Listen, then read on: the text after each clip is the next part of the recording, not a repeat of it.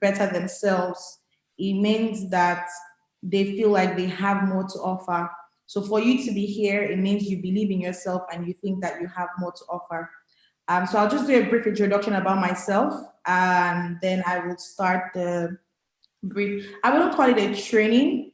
I think I would call this more like sharing things that I know or things that I've read about. Some of them I haven't really practiced them. So pardon me if I tell you, oh, I haven't gone in depth in it. This is because I have researched them, but I have a great understanding of what it is. And some of them I have practiced, and I can give you practical examples of how I dealt with whatever it is that I dealt with. So again, I'm Nengi Ben-Kalio, Tamuno Nengi, as Dario has called me. And I started out my BA life about 5, 6 years ago, thereabout.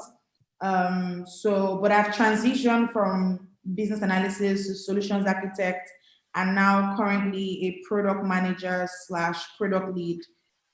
So that's currently what I have been doing. All this past 6 years, I've been working for IT companies. I've worked in education, learning management systems. I've developed programs that are training teachers virtually in Nigeria here. I've also worked on e-commerce platforms, retail market platforms. I'm currently working also in fintech, payments, finance space as well. I've worked also from entertainment industry, events industry. So basically, I have a bit of wealth of knowledge on several industries and how they work. But because here we're about business analysis, I will just strictly work with what I know and talk with you on what I think that we do as a BA. So please confirm that you can see my screen. Yes. Okay, fantastic. So I think last month, Dare reached out to me and said that Onengi, he would like me to take on this project. This is my first time speaking to people about being a BA and what the things you need to do. So I was like, this sounds like a very good opportunity. I've always thought that I wanted to start my own YouTube channel to speak to people about certain things about the work I do and put some fun in it. And I was like, maybe this is an opportunity to start it. So pardon me and let's go. So today we will be talking about requirement elicitation and analysis. Basically, what do we define as requirements? What are the types of requirements that we know? How do we elicit and analyze requirements? What are the sources? So where do you get requirements from? The stages of requirement elicitation, its techniques, and also how do you document requirements? We would also be speaking on Agile requirements. So now there's a shift from the traditional software development, and everyone is going Agile. I'm pretty sure everyone would have heard, everyone is going Agile development. I work in an Agile company. So we'll just briefly speak about the Agile requirements and what we think we need to do, the framework and the concept. I will go in depth on user stories because that for me is something that I believe every BA needs to know because it has to do with requirements elicitation. Then we will speak about the requirement traceability matrix. This is basically what you need to do. How do you know whether your requirement that you gathered has met the product or the solution that you have built in the project that you're working on? Then we will speak on business process modeling. So how do you improve the business processes within your organization? What are the concepts, the benefits, and then some of the techniques that I have used in the past and that I know about. So I just like to see there are a lot of jokes out there about being a BA. This is one of them that I like. So in some of the slides, we will see stuff about jokes about being a BA. This is one that the BA has come to the customer and has said, oh, I'm the BA that is assigned to your project. What is an overview of your business need? And this is the customer who is saying he thinks he needs an app. And he doesn't even know whether it's really an app that he needs. He's just telling us that, oh, I need an app. So you think about it and you're like, this customer, you don't even know what it is that you need yet, but they have told you that they need an app. This is where the BA comes in. So you have to take away what you know about what the customer has said about, oh, I need an app, and go walk backwards from I need an app to, is it truly an app that this customer needs? This is where we come in with requirement elicitation and analysis. So according to the Babok body of knowledge, they have defined requirements as a condition or capability that is needed by a stakeholder to solve a problem or achieve an objective. So basically, somebody wants to solve a problem, somebody wants to do something, wants to achieve a goal, you're documenting it. It's a documented representation of a condition or capability. So in short form, I would say that it's a unique element of a solution. So requirements are unique elements or a solution. In each new project or system, you definitely have to undertake a different journey. So in your work as a BA, you see that the past project that you were working on is slightly different. The journey is slightly different from the current project. All stakeholders are different, all customers are different, all users are different. Therefore, requirement is like solving a puzzle whereby you're picking the pieces of what you know, putting it together to solve a solution.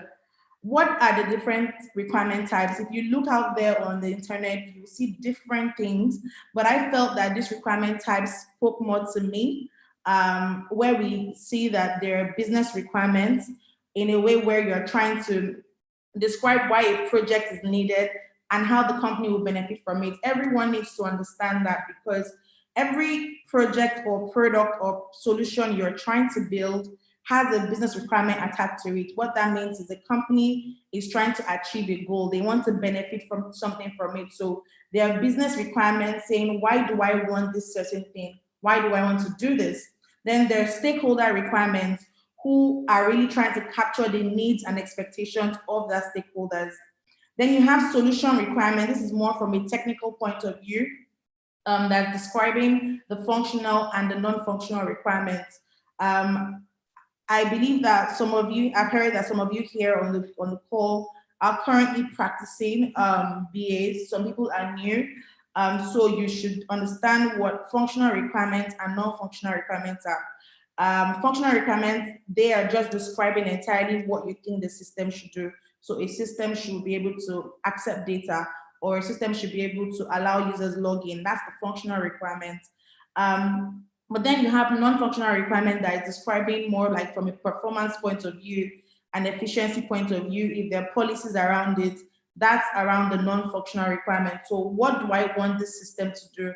That is a type of requirement that you're trying to gather. Then you have transition requirements. These are sort of taking you from one place to another. If you're trying to take an organization from its current state now to its desired state, what are the conditions that are required? What do you need to do exactly to transition that organization? So a customer might come to you and say, oh, I want to improve how my employees perceive reward. That is something that is a requirement that the customer has said. So you're trying to transition them from how do they see reward now to how do you want them to see reward in the future. So what exactly do we call requirement elicitation? I know a lot of people call it requirement gathering. So I see it as just a way for you to draw out information from stakeholders or other sources, or other sources, maybe documents, or maybe other users, or existing systems. Why do people elicit requirements? One of the things is for you to be able to establish a budget or a precise scope. So basically, if every project has a budget, every company usually puts a budget to a project. Now, with that, you can understand the scope of work that is needed to be done as long as you've gathered the requirements. Gathering a clear and precise requirement would allow you to establish the budget that is needed and understand and know the precise scope of work. It would also avoid any form of confusion during development. You won't hear developers saying, I don't understand this, or this is not what you told me to do. This is because you've gathered and elicited the proper requirement that is needed. So you know basically that this is what needs to be done, this is when we need to do it, and how we need to do it. It also adds business value. So you understand again that if you're developing a product, you need to facilitate what the customer's business activities are. So adding value, gathering the proper requirements or listing proper requirements would allow you to add value. Without understanding, your team can create a solution that will meet all of clients' needs. Also, it helps to reveal hidden and assumed requirements. So let's go back to the example or the picture that we saw where the customer said, oh, he needed an app. By the time you hear, oh, he needs an app, when you then start discussing and trying to get what he needs, you will see that there are hidden and latent needs that are hidden within that app that he wants to do to solve problems for his business. So eliciting requirements and eliciting it properly would allow you to, it would reveal any hidden requirement that even the customer didn't even know he had. So maybe at the end of the workshop, you will then realize that it's probably not an app he needs. Maybe it's even a traditional way of doing things that he needs. So not every problem leads to technology. You will see that sometimes you just need to improve the process of that organization or the process of that stakeholder or that client. And also with eliciting requirements, you also want to develop the only relevant functionality. So you know that customers come with different things. A customer will say he wants to go to space, but maybe it's not space that he needs to go to. Maybe he just needs to go to the next planet, or maybe he just needs to travel to Abuja. You never know. But by the time you're eliciting the right requirements, it would allow you to develop the relevant functionality that will actually solve the need of that customer. Um, Requirement elicitation can be planned. So what that means is you're trying to gather requirements to solve a problem or to build a product or to improve a process. You go ahead and plan when you want to elicit that requirement with the customer. Unplanned can be, while you were in the project, while you were working on the project, you realize that you probably need to gather some more information. That way it's unplanned. Oh my God, we didn't think about this. Okay, let's do another workshop, or let's call the customer, or let's go out to meet people and do some interviews or observations. That's an unplanned requirement. So there's a probability where you have a planned requirement, and there's when you can even mix both, whereby it's happening planned or unplanned. It can be complex and it can be simple. This is up to you as the business analyst. How do you want your requirements to be? Personally, I like to make sure that it's simple. So I like to work back from who are my stakeholders, who are the users, who do I need? I personally do not like to go alone for any requirement elicitation. I tell myself I don't know everything. So I take my UX engineer, I take my developer if possible, I take my solutions architect if possible, I take even someone that is a subject matter expert. I take everyone that I think I can get to go and elicit the requirement, because you do not know everything as the BA. So it's very important that you not work as an isolated in isolation, because requirement elicitation is not an isolated activity. From that, in today's world, business analysis is a process of eliciting and gathering, managing requirements, as well as understanding what the business needs. So how would you then identify? You have three sources. There is the stakeholders, there's the documents, and there's systems. For stakeholders, I see them as the primary source of information. Who are these stakeholders? You have project sponsors, you have users, so the people who will use the system.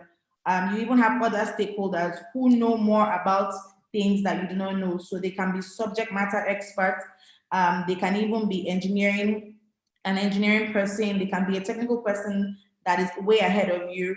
All of these people can be stakeholders that would help you elicit the kind of requirement that you need. A downside to this type of people or this source of requirement is that sometimes there's miscommunication.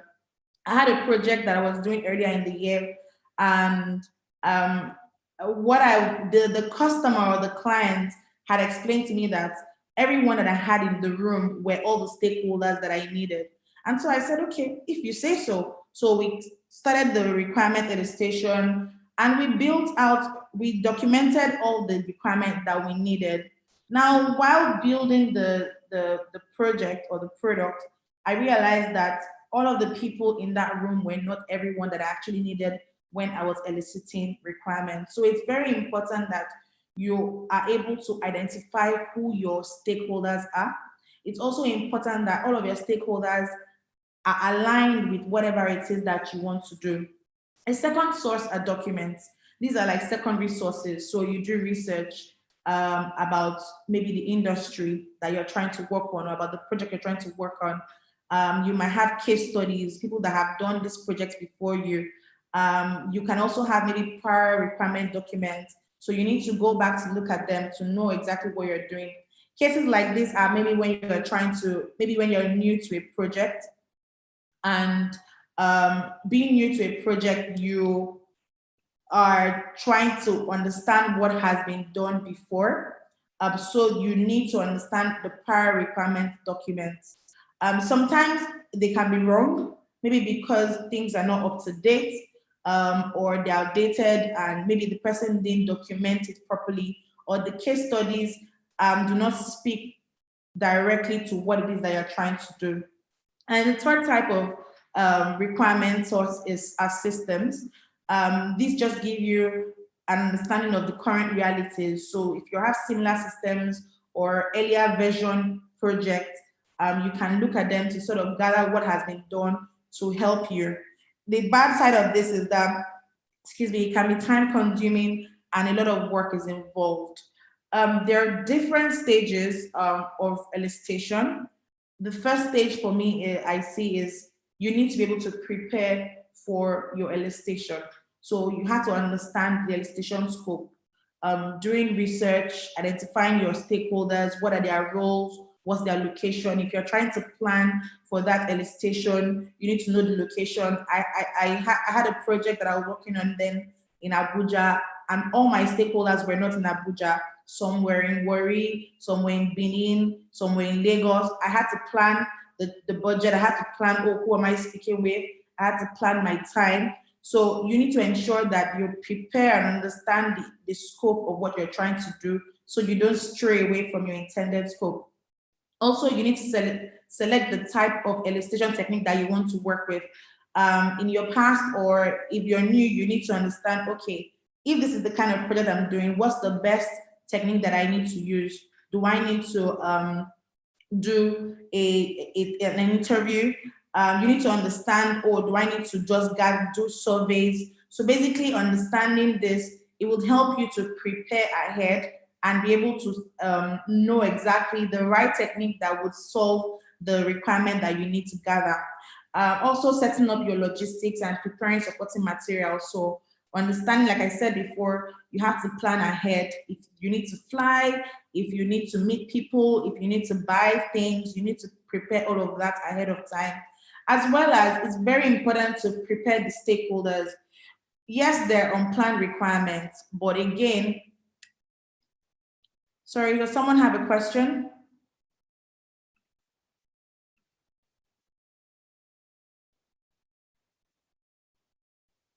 I see somebody raise their hand. Does someone have a question?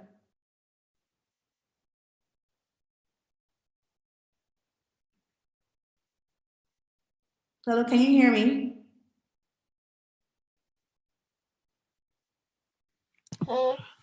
Perhaps maybe the person raised up the hand mistakenly if they are not responding, so we can just continue. Okay, all right, thank you so much. So like I said, you need to prepare your stakeholders ahead of time, educating them on why are you doing this, even explaining to them what elicitation is about. I remember that was what I needed to do to get their buy-in. For me, some of these stakeholders, I wouldn't use stakeholders, they can be users of the system, right? So the project sponsor has sent you to go and gather requirements from the users of the system. If you do not, they are not the project sponsors, so they don't even know the reason why they're even doing the project. So you need to obviously get their buy-in, explain to them, this is the reason why I'm doing this. share the goals. If you can even share an agenda ahead of time, it's very important, because you will get stakeholders that will tell you, please, I only have 20 minutes.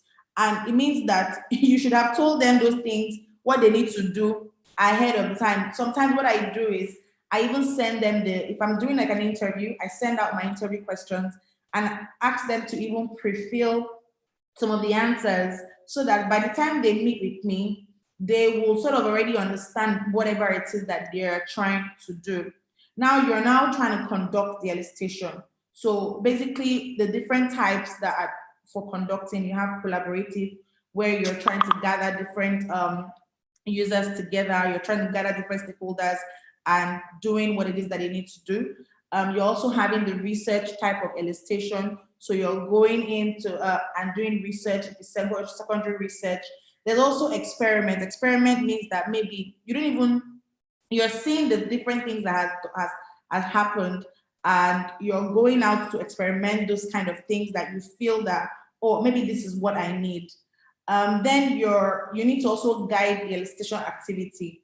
So because you're interacting with different stakeholders, you need to guide the activity to ensure that all your stakeholders are on the same page. You need to they need to understand the requirements. It's very important that all stakeholders are on the same page, and they understand whatever it is that you're trying to do, so that you even know when you've gotten the answer that you need. If your stakeholders are not on the same page, you might never get to that point where you say, oh, I've gathered, or I know at least majority of what it is that I need to do for this project. And then the other thing is you're trying to document the elicitation outcome. So after every interview or after every survey or observations, it's very important that you document this, especially in unplanned elicitation. Because it's unplanned, you might just meet the stakeholder on the way, or you might just have to go there impromptu. It's so important that you need to document this so that you can reference it later. The next part is you validating or finalizing that elicitation. You're asking relevant questions to yourself. Why should this requirement be implemented? If you can answer that, that's good. What problem does it solve? If you can answer that, you've gotten it. What benefits do you provide? Does it provide? If you can answer that there are benefits to this, then you're good. The what exactly is the meaning of this requirement? What are the business rules? What are are there any compliance to anything that you need to do? If you can answer the what, answer the why, answer the how, that way you're able to then follow up and compare your results. So you had elicitation result against maybe prior need assumed, or maybe an understanding of what you thought. By the time you're able to document it and compare it, and even going back to the stakeholders and saying, oh, based off of what I've done and what we've talked about, this is what I think that I have gathered. This is what my understanding of what we're trying to build, or my understanding of what you're trying to solve. The stakeholders need to give you feedback. If you do not get the feedback that is needed, if they don't give a go ahead to say you're on the right track, then your requirements might be useless in the future. So you need to follow up with them. You need to understand that they need to give you feedback, because getting feedback from your requirement elicitation is as important as you building it. If you do not get feedback from your requirement elicitation, then you might run into trouble in the future. So there are various techniques that you must have heard me speak about or say while I've been speaking. These are, according to Babok, that's the business analysis body of knowledge, there are about 9 common techniques which I've put out here. I'm pretty sure some of you would have done some. You must have even done it while you were doing your project dissertation, or you would have done it again while you're trying to do something that is not even BA related. These interviews, you have brainstorming sessions, you have a focus group, observations, requirement workshops, survey or questionnaires, prototyping, that's basically you drawing out what you think you've gathered from your requirements, also user interface analysis. So basically, how do you think the user should experience it based on what you said? Is this a good way? going back to get the feedback from the customer or from the stakeholder, if you have a user interface analysis, that's a good way, because then you're imagining already what it is that they want to solve for. And then document analysis, so you analyzing the documents, the previous documents or the present documents. So for interviews, personally, I love this more, because for me, I see that I'm able to capture unmet needs and latent needs. So interviews and observations, especially observations as well, they are very easy, and it's easy for you to do interviews. Although with interviews, you still need some form of practice. You will not get that the first time. I remember my first interview, I think good for me was that I had my manager, my line manager with me. I was shaking so much. I was worried. I'm like, I hope I've been asking the right questions. But with interviews, if you get it right, you are on the right path of building or solving the problem you want to solve for. So there are individual interviews, or there are interviews with a group of people, where you're trying to ask them some questions and document their responses. So an interview can be structured, so you know all the questions that you're asking one after the other in sequence, or they can even be unstructured. Sometimes in practice, you're doing both. Even with open-ended, the types of questions that you're asking, when you're preparing for the interview, you need to be able to design your questions. First of all, even define the goal of the interview, and then you need to design the kind of interview questions you want to ask for. So you can have closed, open-ended questions. You can mix both while you're working. I find myself sometimes not even following, even though I have my questions, I might eventually not follow them, because I then realize that maybe after asking like 2 or 3 questions, I'm not saying I'm not gonna, it's not that I'm straying, but I see that because I'm now catching some unmet or latent needs that even the user didn't even know they wanted or they had. You find yourself even going deeper than the questions that you had earlier prepared for. So it's very important that you understand the cultural and professional background of whoever you're going to interview. Um, Imagine that if you're working abroad and you're going to a French speaking organization, you need to understand the kind of culture they have, even the professional background of the person you are speaking to. It's very important that you know all of this. Also, when conducting the interviews, you're also focused on the goal. You have to stick to your questions, even though I say I go deeper, but it's very important that you try to go back and stick to the questions that you had prepared before time. And a great skill that you need when you're doing your interviews is you need to actively listen, because you will find that these stakeholders, they are even saying things that they didn't even know that they wanted. So it's so important for you to actively listen when you're doing your interviews. And after you're done, always follow up with the stakeholders, follow up on the kind of questions, and also try to know whatever it is that you're trying to do. So an advantage of interviews is that they help to build trust and empathy between you, the BA, and your stakeholders. And also you can observe their non-verbal aspects. So during discussions, things that they didn't say, maybe someone was speaking about, oh, I'm really tired of how I have to walk all the way to my bus stop. And maybe when he's saying, I'm really tired, his body doesn't even feel like he's really tired. You will then know that maybe this guy, he's not really tired. Do you understand? So there are non-verbal ways that you do things, that there are non-verbal ways that you will see when you're performing interviews. Like I said before, a downside to this is you need proper training, and it can be very, very expensive when it comes to transcribing interviews, because they're speaking to you, even though you're trying to jot things down, you might not jot as much. So what I personally do is I record, but before recording, you need to ask the stakeholder or the interviewee if they are okay with you recording. Another form of technique that I personally like is brainstorming. What with brainstorming, I try to do this more with my team, more than stakeholders. Although it's very good to do this also with stakeholders, but with stakeholders, when you're brainstorming, you need to ensure that you stay focused on your goal. It's so important. The good thing about brainstorming is that you're able to get different solutions. So people have different needs and how they think that we should solve it. It's a way to foster creative thinking, and you can get further ideas on what you're trying to do.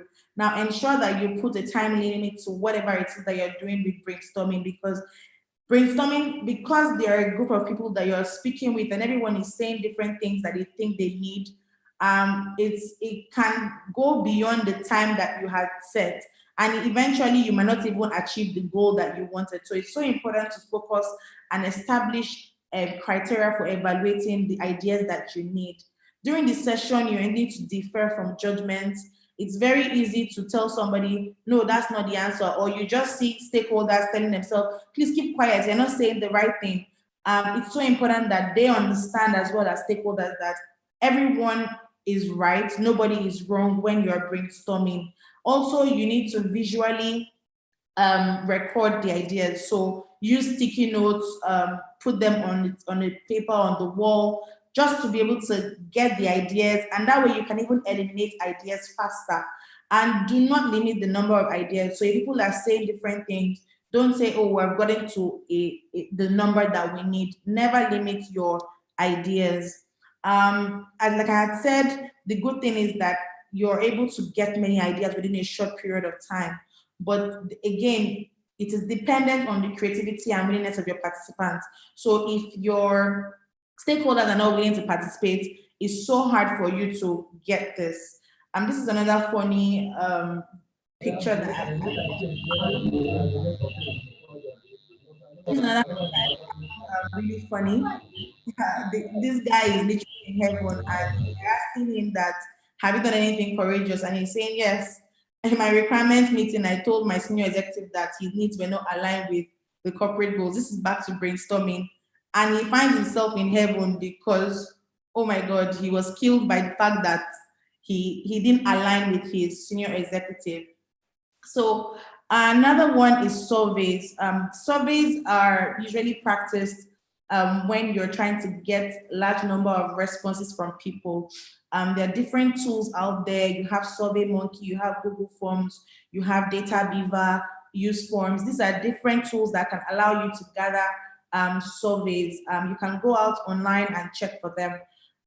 It just helps you to be able to gather information. But the good thing about this is that you need to ensure that your questions are clear, because you don't have opportunity to see the people that are responding. Your questions need to be very clear so that you're getting the right response.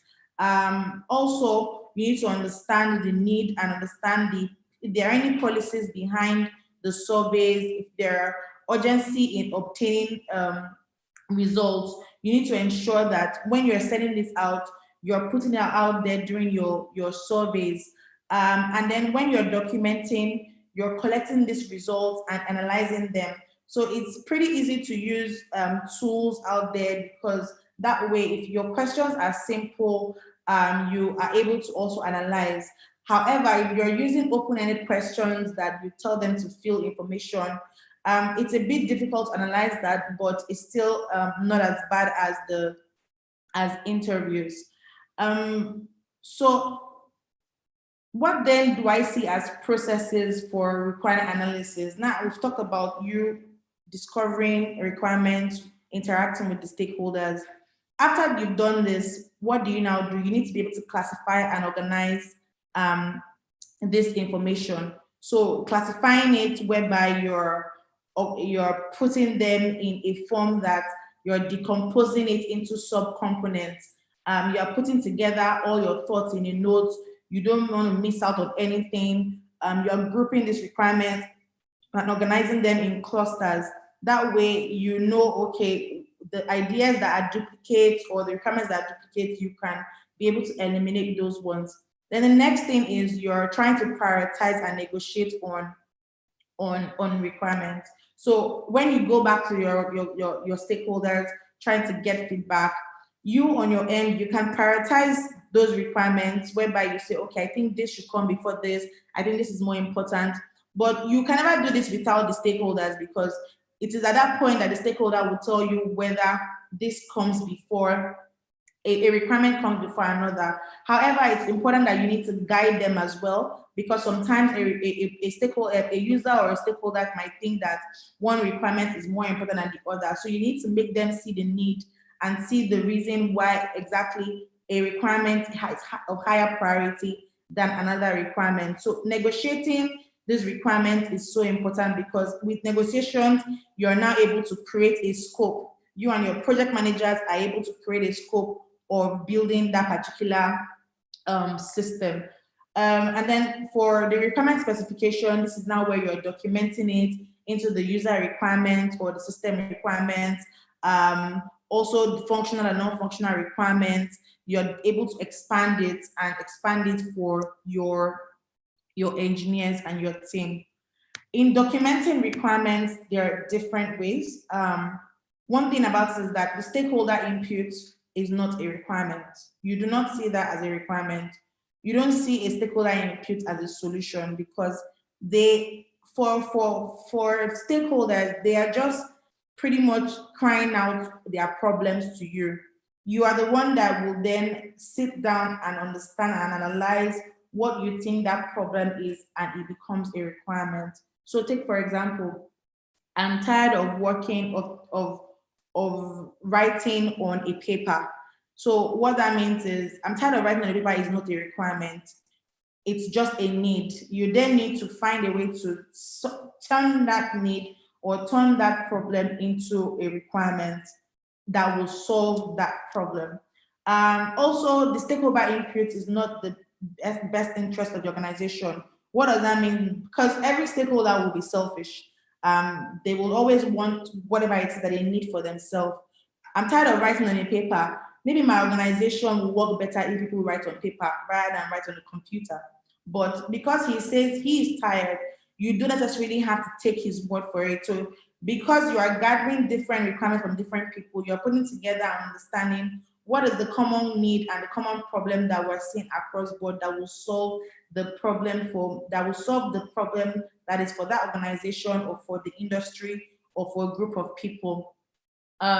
You also need to ensure that your input must be validated, and also understanding that documenting your requirements across all the inputs and all of your deep diving into the solution. So after you gather this requirement, you're analyzing it with your solutions architect, you're analyzing with your developer, you're speaking to people or even your stakeholders.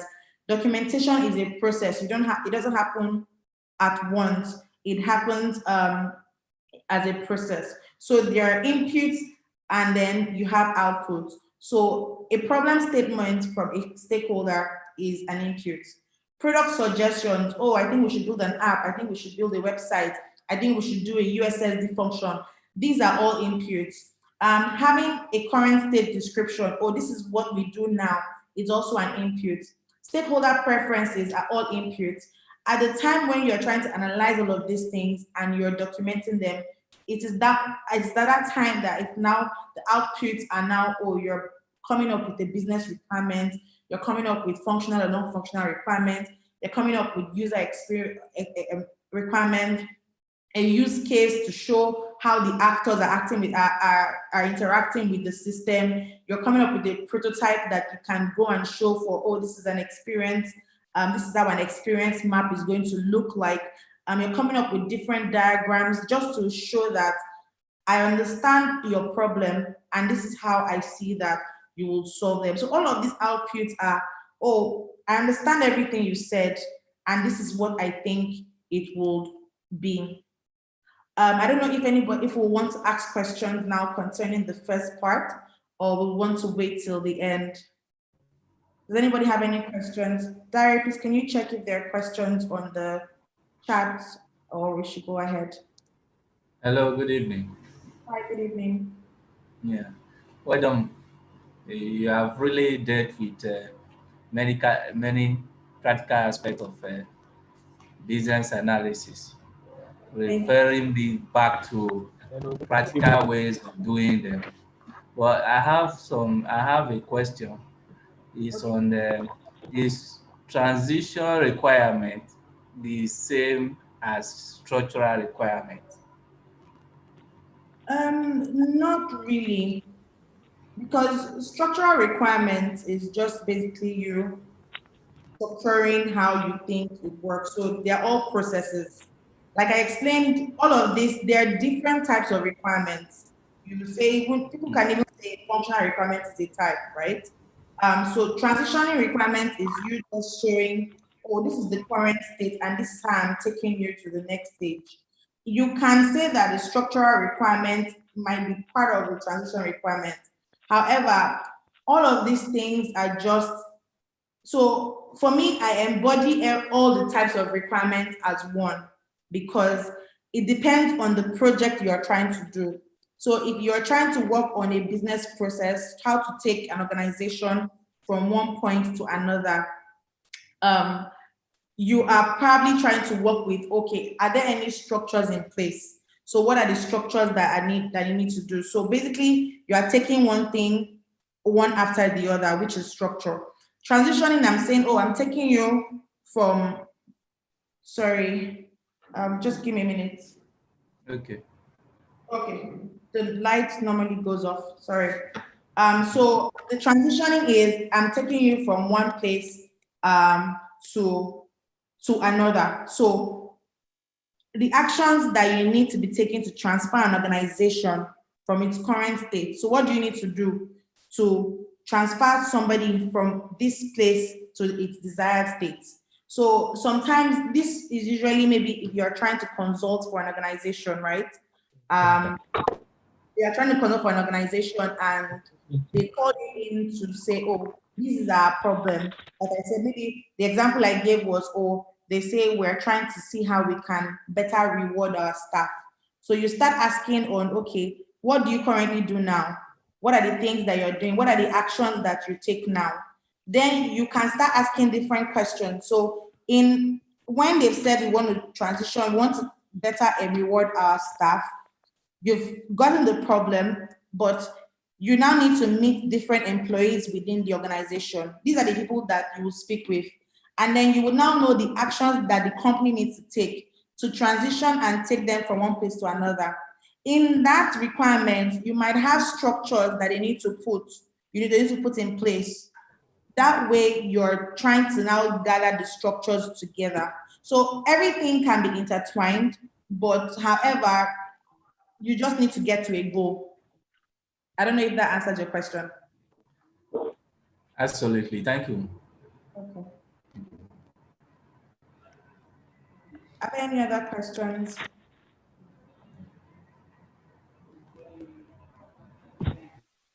There's one in the chat window that talks about what kind of, but I don't understand it. Abdul Rahman, if you want to explain better, it's talking about what kind of problem will one encounter when one does not get a feedback in the future. So, okay, what kind of problem would one encounter when you don't get, when one gets feedback? Okay, I understand that question. Okay, so let me use an example, like the project that I said I was working on, or the product I was working on earlier in the year. We, like I said, the customer had said, oh, these are all the stakeholders you need in the room. Everybody here in the room, they are the experts in the industry and they will tell you all that you need to know. So I gathered the requirements from them. We elicited, we spoke about how we think the product should work, what should be the experience of the customer or of their users. I even went ahead, we went into maybe like a place that they work to see how people work, right? But unfortunately, they were, let me say, the stakeholders that they say were in the room were not the people in the room. We then built out the product and we pushed it to production. So we said, oh, the product is ready and everybody can use it. But now it's in the market and we start getting complaints from the real users of the platform saying that they need this here, you need that here. And then the employees that they had hired, so the stakeholders were not even going to be the employees of the organization. They were the people that were high up and had been in the industry. They knew what it is that were in the industry. However, they now hired employees to sort of work with us for operational reasons. We had built the product. Now the operational employees now come and say, oh, you didn't do it this way. This is not how the flow used to be. So the kind of problem you would see is, one, people cannot use your platform, or the real users of your platform might not be able to use it. You might also see that you've solved maybe just out of the whole circle, you just solved a part of it. You haven't solved the entire thing. So if you do not get feedback from stakeholders, or if you don't get feedback from even the users, you will go ahead and build work, and it will now be duplicate for your engineers, because you're coming back to them and you're telling them, oh, you know what we said we built wasn't really the correct thing. You might need to build something else. And that way you're sort of killing their morale, because they spend time, effort, and you're telling them to repeat that effort all over again. You would even lose the trust of your team members. You might even lose the trust of the stakeholders, because get it, the stakeholder will not even understand that you didn't build the correct thing. They will just say you don't even know your work.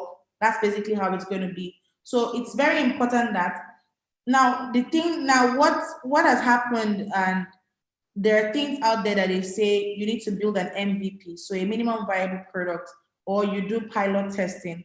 Pilot testing is, I'm not pushing it out there to the mass. I'm just maybe coming up with a small bunch of people. So a beta testing where a group of people are coming together and you're telling them to actually use the system. That is also feedback. That way you can even counter, maybe you didn't gather the right requirements, but at the time you've put people together in a room to say, okay, please use the system, or please let me see how you react with the system. Is it usable? Is it friendly? Is it effective? Is it functional? By the time you're getting that feedback, you're able to go back to your team and say, okay, we haven't moved to production. We're not costing the company any more money. We're only within a staging environment or a testing environment that we are getting feedback from customers, and then we are now going back to reiterate what it is that we have built. I hope I answered your question, Abdurrahman. I think we have another question. In gathering requirements, how do you handle conflict of interest among key stakeholders?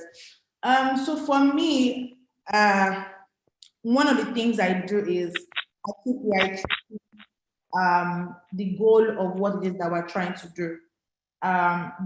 There's always a mission, right? There's always a mission or a vision for a project. That's what we say, the business requirements. Why are we building it? What's the benefit to it? So I take that back, and whenever our stakeholders are speaking or they're talking, I sort of have to reiterate to them, this is the goal of why we're here. This is what it is that we're trying to do. And I also try to make them to see both of them's angles. So a skill is you have to actively listen, right? So it means you're actively listening what stakeholder A is saying and what stakeholder B is saying, and you're trying to get both of them to understand that, oh, stakeholder B, this is what I hear stakeholder A say. A very good thing you need to do while you're working as a BA is when the stakeholders or the users or whoever you're speaking with has spoken, you need to reiterate back to them what it is that you heard them say. That way, both of them might be speaking about something differently, but they might be saying one answer. So one might be saying, I want to go out. Another person might be saying, I feel like leaving this place.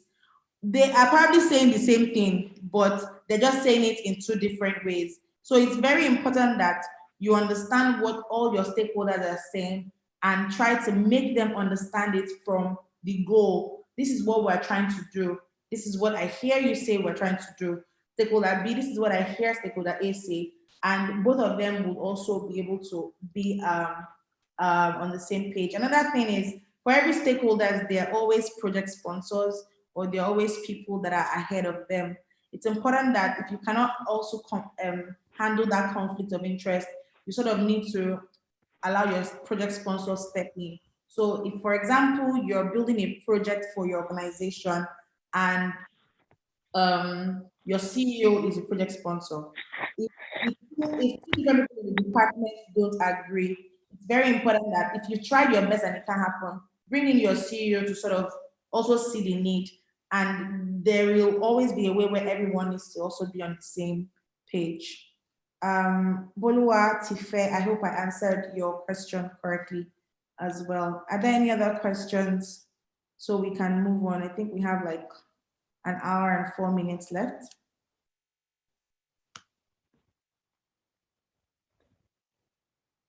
Okay.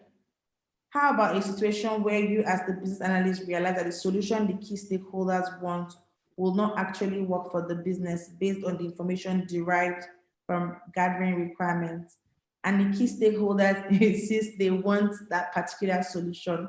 What should you do in the situation as a BA? Say the project sponsor is on the key stakeholder instead of implementing that solution. So before you start implementing, there is something you do called a prototype or a user flow diagram. Now you've gathered your requirements, right? Before you start putting in resources to develop it, you need to always, part of the validating and getting feedback is I'm either doing a use case diagram or I'm doing a user experience flow or I'm doing wireframes. So wireframes are visual, pictorial experience of how it should be. Again, you have a goal or you have a need, and you said we want to allow, maybe let's say, what would I use an example now? I want to give learning. I want to give learning to students, right? I want to give maybe a digital learning, provide digital learning to students. That's probably the goal.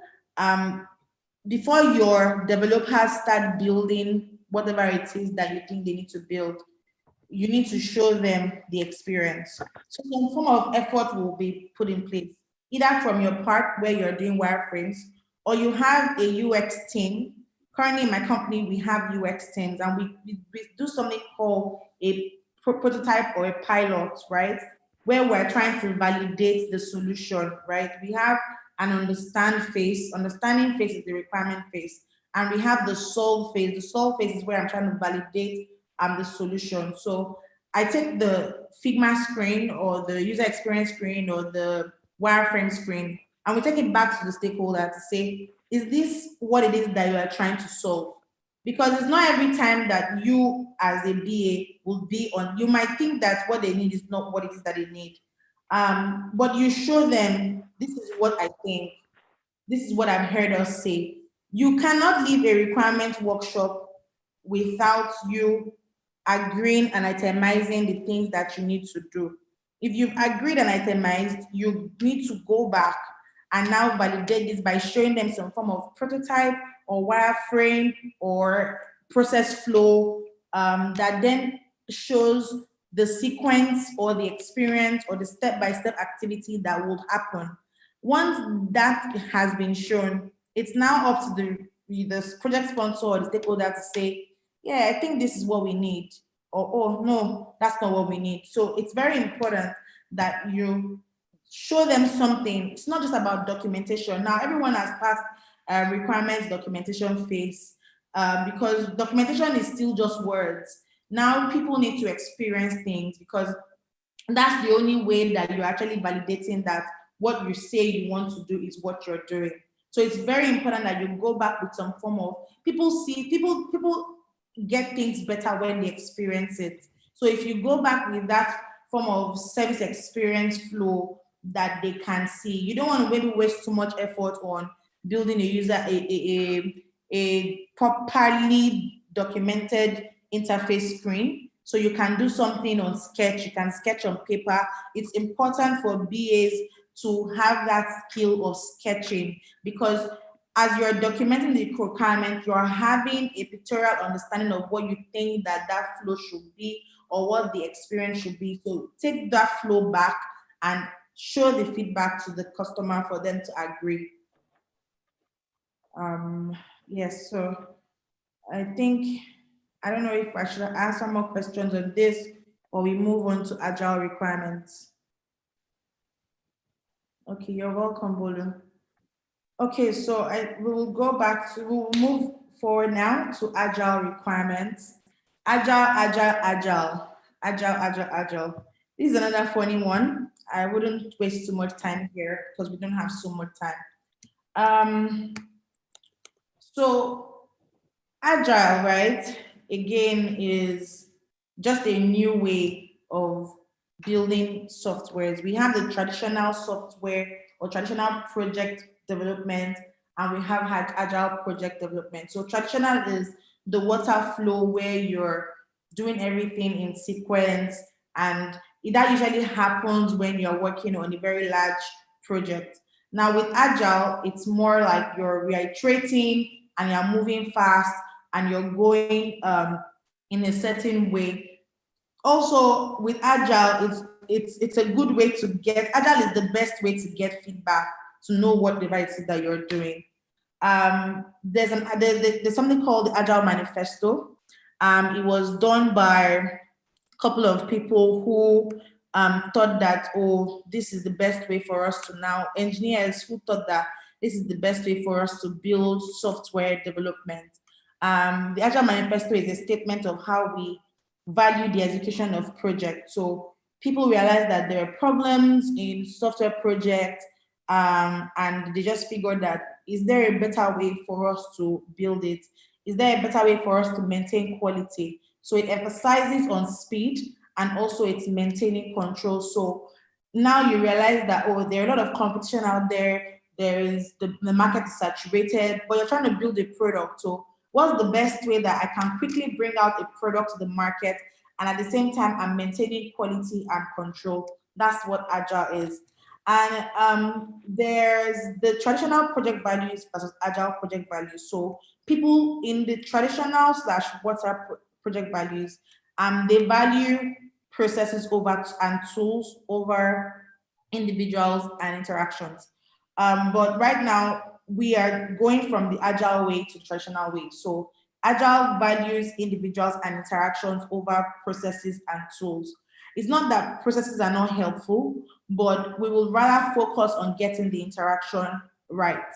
Agile also focuses on a working software. So we need a working software over documentation. So all of that business requirement documents, user requirement documents, yes, they are good, but we need a working software over, oh, you didn't get the documentation right. It's still important to document, but we value working software. Not that documentation is a waste of time, but it's very important that we get a working code right.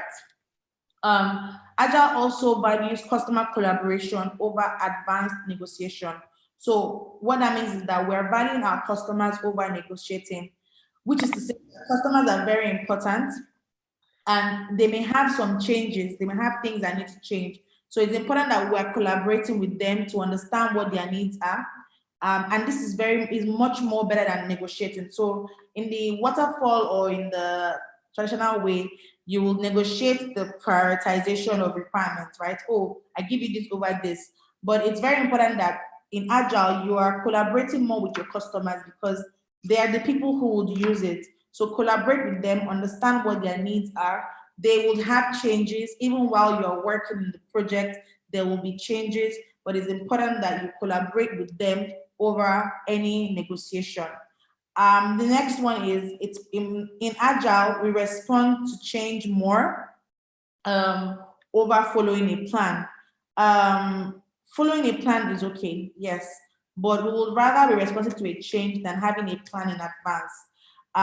Plans are not useless, but also we also need a way that for us to respond to change, because change is the only thing that is constant in Agile. You need to change things all the time. Now, I'm not talking about scope creep.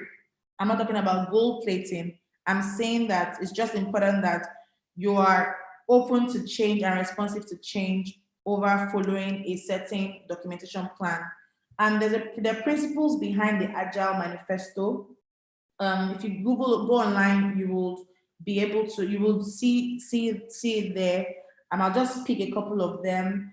It says our highest priority is to satisfy the customer through early and continuous delivery of valuable software. So the earlier we take a working software to them, the better for us. That way we are able to satisfy the customer.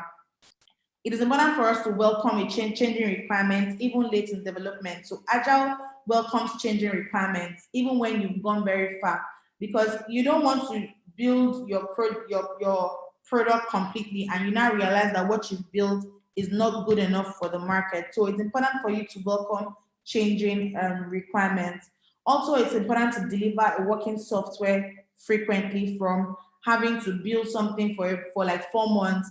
By the time you come back after that 4 months, trust me, the stakeholder will be like, we didn't add this, so, and then you'll be very angry that why did you tell me since? So it's important to understand that you build things in bits and pieces so that you can get your feedback as quickly as possible. Also, they say continuous attention to technical excellence and good design will enhance agility. So we need to understand that it's very important to pay attention to technical excellence. It's important to pay attention to good design. Working software is the primary measure of progress. So you need to ensure that whatever you're building Agile, you can ship it out to get feedback from the customers. I'd implore you to go online and check more about the principles behind the Agile Manifesto. But one thing we know is build a working software. Ensure you're getting feedback as quick as possible. Ensure that your business, that's the customers and your engineers, we are all working together throughout the project. So it's not that after you're done with the stakeholder, you leave the stakeholder alone and you face your engineers. No, everybody needs to work together. Agile allows for more collaboration over the waterfall. So there's the Agile framework that is being used here is Scrum. I know Dare is a wonderful Agile coach. I hope that he's also going to teach you on a lot of Agile and what you need to know about Scrum, sprints, and how you work in an Agile environment. But the Scrum is an Agile framework that helps development teams get organized.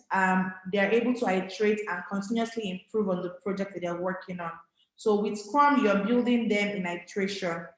This is what you call sprints. Sprints are usually done within 2 to 4 weeks. So you're ensuring that whatever you're building it, and what comes out after that 2 to 4 weeks is something that can be used by customers. Some Agile concepts, which we will pick the user stories today, but some of the Agile concepts we know are having user stories. These are short requirements that are written from the perspective of the user. We'll speak more about that today. Epics are also associated with user stories, but they are more larger bodies of stories that can now be broken down into further smaller tasks. You have initiatives. These are bigger epics, so a collection of epics that would now drive you towards a goal.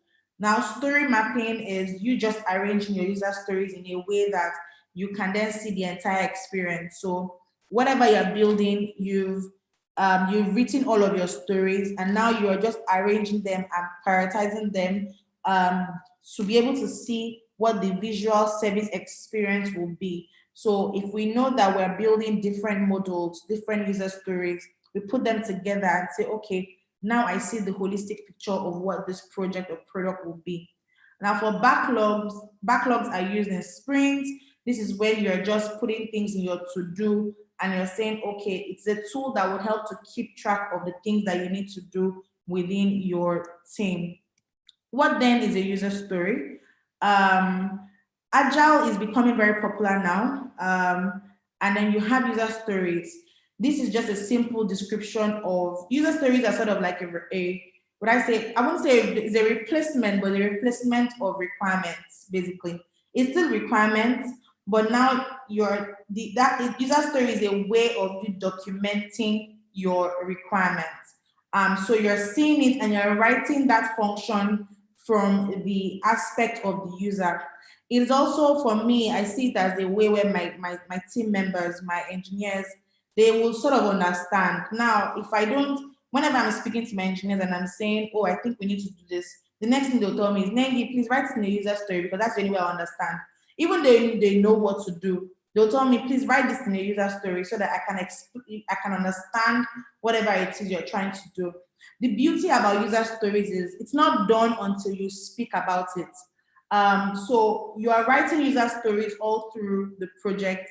As a BA, you don't only write user stories. Your developers can write. Currently, my developers too, they write user stories because we are just talking about it from a user point of view. It's just giving a human touch to software development. So the reasons for user story is that it will focus you on the viewpoint of the role of the person that is going to get impacted by the solution. It will define the requirement in a language that has meaning for that role. So as a admin manager or as a sales rep or as a customer or as a management executive. So you are designing the project or the function, sorry, from the role of the person that will get impacted. It will also help you to clarify the true reason for your requirement. So you are trying to understand what you're building and why you're building what you're building. It's important for your developers to understand why they are building what they are building. And user story is only the way to actually show you and show your team why they are building what they are building.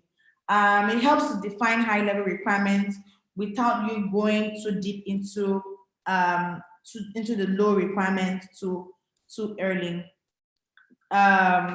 So an example, like I was explaining, is as a customer, I should be able to pay for the plane ticket with my credit card, so it's convenient. If your developer is trying to deduce this, what does he know? He knows that the person that is going to use this is a customer. Now he knows that he needs to build a function that allows people to pay. He now needs to know that if I'm paying, what am I using to pay? I'm using a credit card. And the reason why I want to do this is also for convenience. My user experience developer or my user experience person would also know that when he or she sees the system, he needs to ensure that whatever the interface he's building has to depict convenience, because as a customer, the reason why I want to pay with my credit card is so that things are convenient for me. A second one is, as a security personnel, I should be able to confirm the security code with my biometric finger so that I can gain access to the premises. So the user or the role that is being talked about here is the security personnel. So we know that the security personnel is going to use this platform or this system.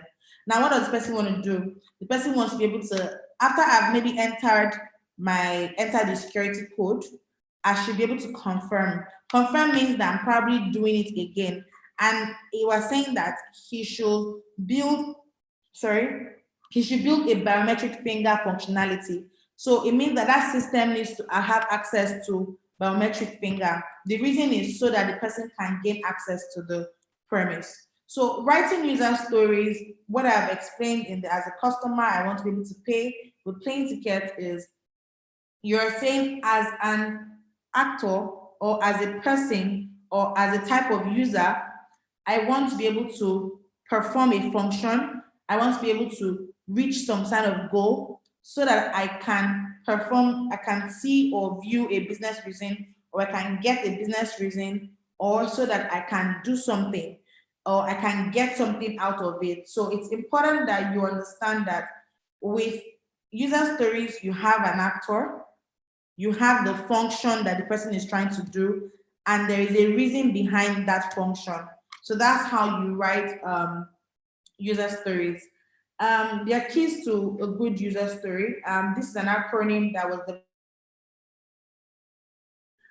this just allows you to remember, or a reminder that there's good quality of product backlog. So it's invest. So just always remember invest. I stands for independent. This means that each story should stand alone. The user story should not be broken down further. So it's specific and you don't break down a user story anymore. So it means that the user story is already broken down into a task that can be done. It's negotiable. So you're keeping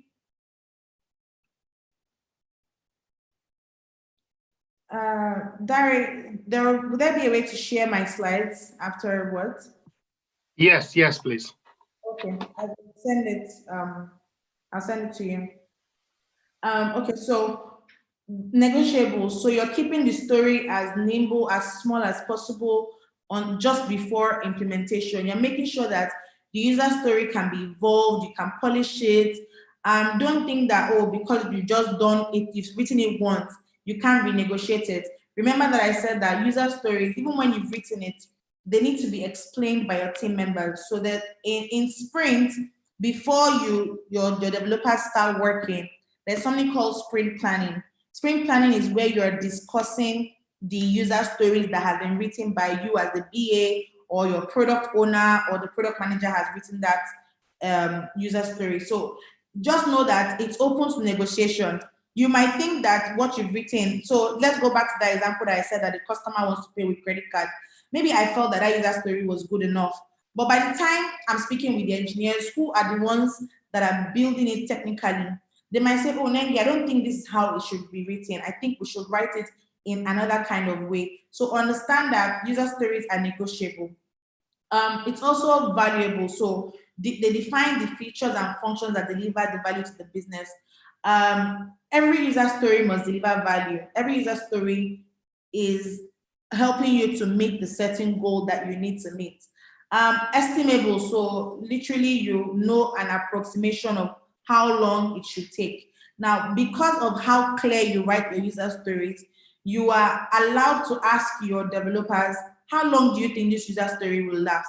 The developer needs to know that, okay, we're approximating maybe 3 days to work on this, 3 days to implement it, 2 weeks to implement this, 1 day to implement it. So every user story has to be estimable. It needs to be small enough. So small enough in the sense that you can implement it in a single iteration. What that means is that that user story that I said, as a customer, I want to pay with the plane ticket. I want to pay for my plane ticket with a credit card so that it can be convenient. That user story, the developers need to work on it at once. You're not breaking it down to say, okay, in this sprint, though, we will do it. And then in the next sprint, we will now work on the second part. No, every user story needs to be worked on in a particular iteration, in a single iteration. And then it's also testable, independently variable, so verifiable. What that means is that your user story, even though it has been met and you're solving for it, you need to be able to test it. You need to say that, okay, I can test this particular user story. Now, think about that. I can pay with a credit card. When the QA, or even you as a BA, as a BA or the product manager, even after my QA has tested, I always still go and test from a user experience point of view. And this is so that that user story, I need to be able to test that actually I can pay with my credit card. And you know what? It's very convenient. So that's basically the keys to writing a very good user story.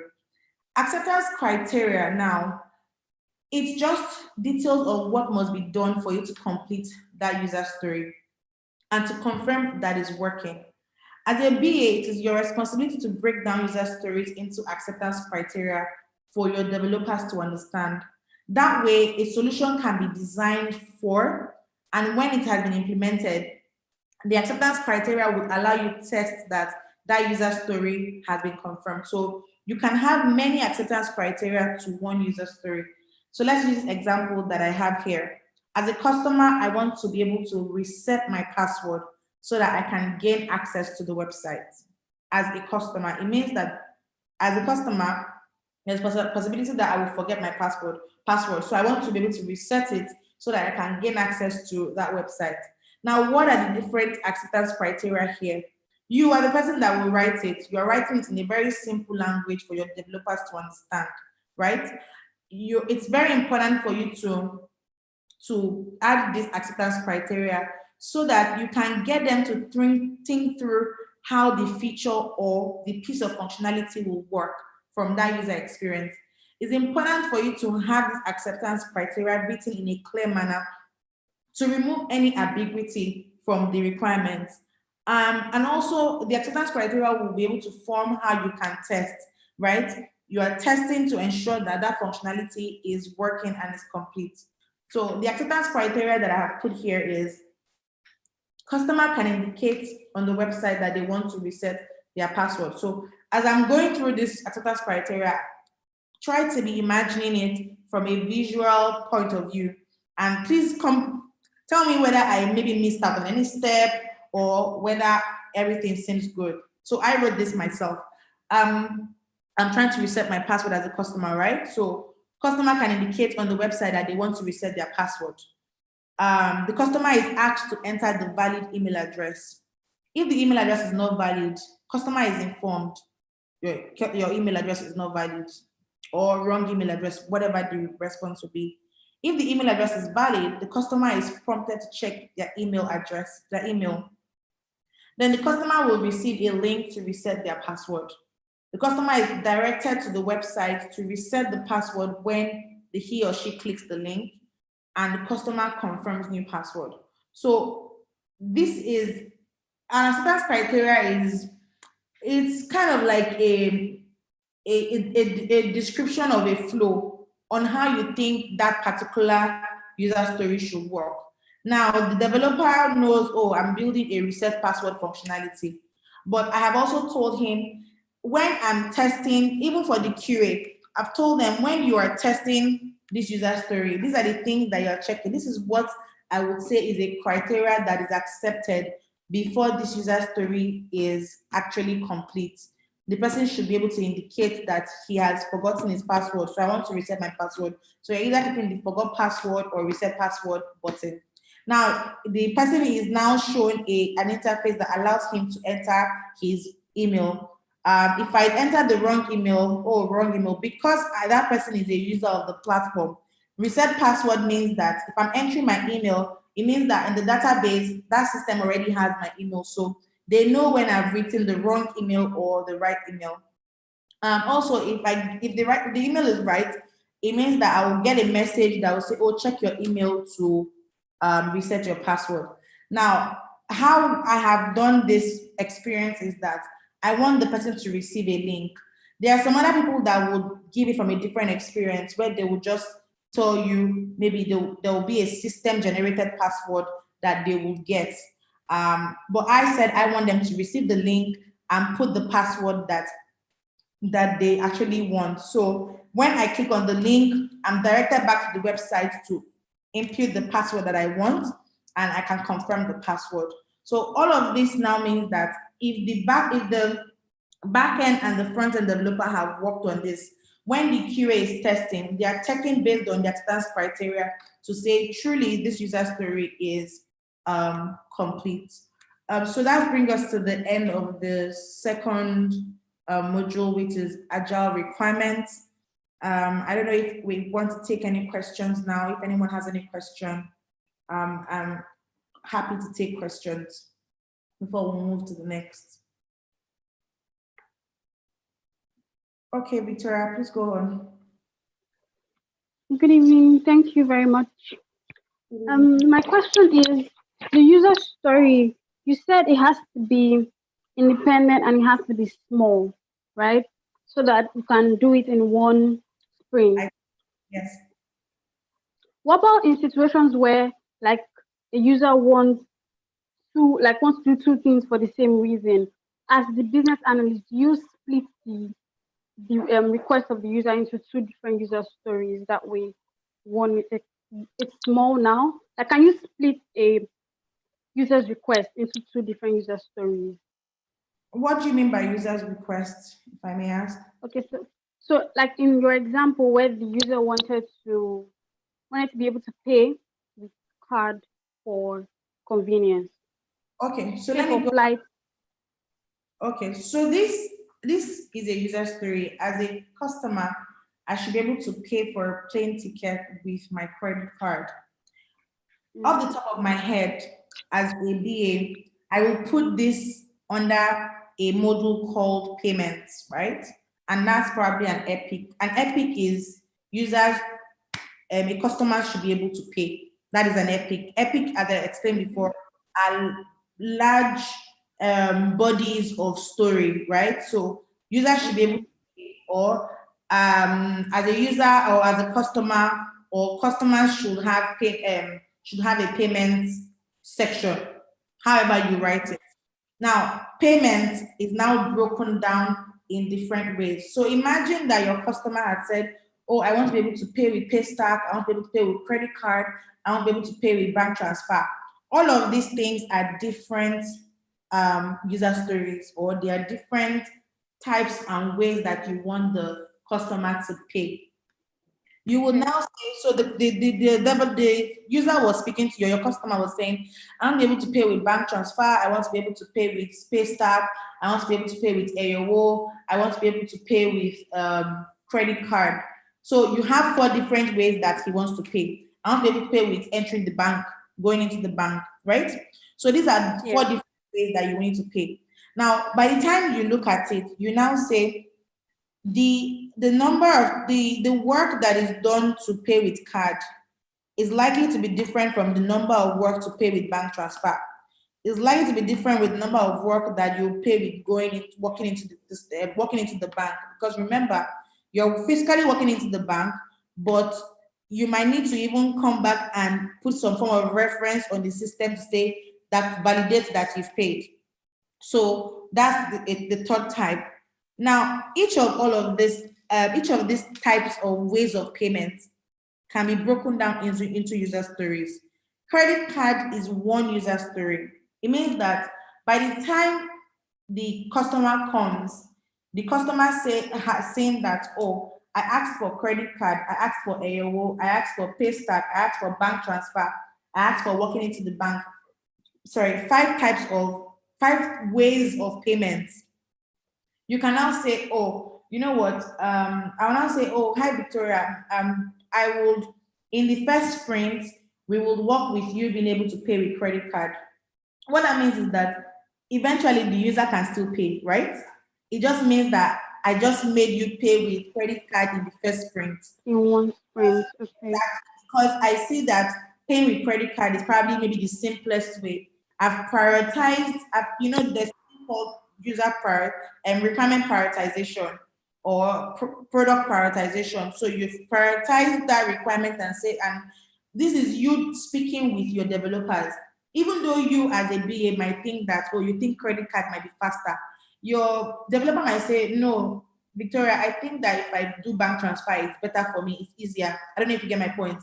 So the idea is customers should be able to pay is the epic. That's the story. I want to pay. Now, how do I want to pay? A user story is I want to pay with credit card.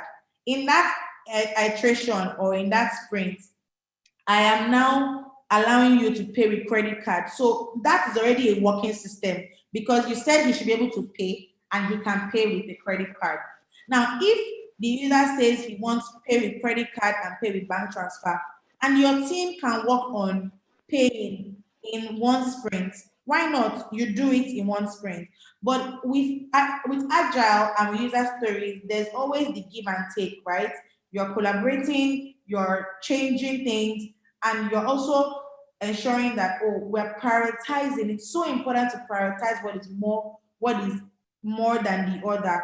You might realize that credit card is, I want to be able to pay, and maybe I want to be able to, what's another word now? Log in, or I want to be able to, what's the word now? What can I use? Let me just use that too. So if I want to I want to be able to pay, I want to be able to log in. Maybe there are other things that you want to do.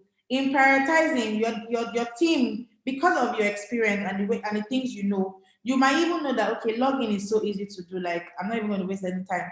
In 2 days, they can do login. Then when you look at payments, you now say, maybe because of the time we have, we can actually just allow you pay and do maybe one type of payment, and we will now take the next payment in the next sprint. So it's important for you to look through the epic, look at the user stories that you have within that epic, because there are user stories that are in the epic. Epic is large body, right? User stories are the ones that you are dealing with as the task that you're giving your developer, and you're prioritizing what it is that you want to do. I want to ensure that the goal is I want to have a working system. I want to be able to receive feedback that this thing works. So in the next 2 weeks, let me have something that works for my customer. And my customer wants to see payment. So because he or she wants to see payment, I can give him a type of payment just to show that it works. That way you have kept the person calm to say, okay, I will show you the next type of payment in the next sprint, but just know that we're working on it. A sprint, a project doesn't mean that you have one sprint.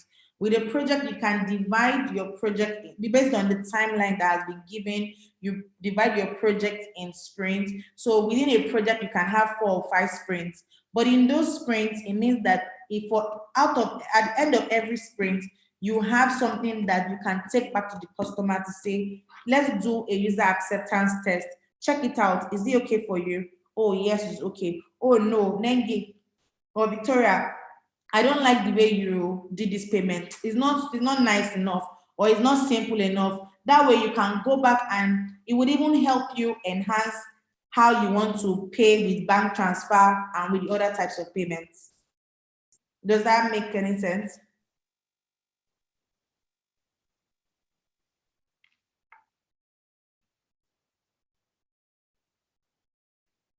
Hello?